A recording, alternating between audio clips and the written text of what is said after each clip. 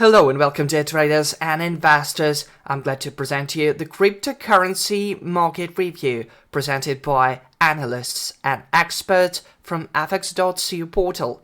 Here we go.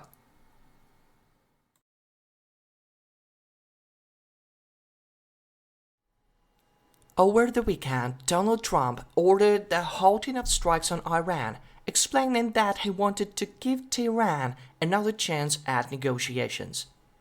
Naturally, few in the market believe this statement. However, it cannot be denied that Trump is personally interested in quickly concluding the war, especially since escalations are approaching in the US and America do not support a war with Iran, which forces them to deal with the high gasoline prices and rising inflation. Thus, this week, Iran and the US may return to diplomacy, which is good for all risky assets. If there's a chance to conclude the war, even in just a remote one, then inflation has a chance to return to the Fed's target levels, again, if just a remote one. This means the Fed will not hurry with tightening monetary policy, which is entirely unnecessary for Bitcoin.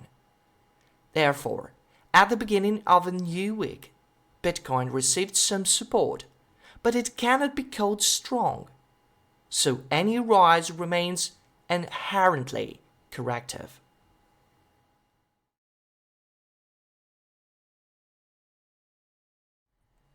On the daily timeframe, a downward trend continues to form, which began in August of last year. The key selling pattern remains in the bearish order block on the weekly timeframe. We do not believe that the current downward trend is over, as there are no signs of its completion for either Bitcoin or Ethereum. Currently, a new phase of correction is ongoing after a buy signal from bullish FVG. And the last bullish FVG on 4-hour timeframe. The local bullish patterns on the 4-hour timeframe can be traded. On the daily timeframe, we recommend waiting for the correction to complete and the bearish FVG to execute for Bitcoin, rather than trading against the trend.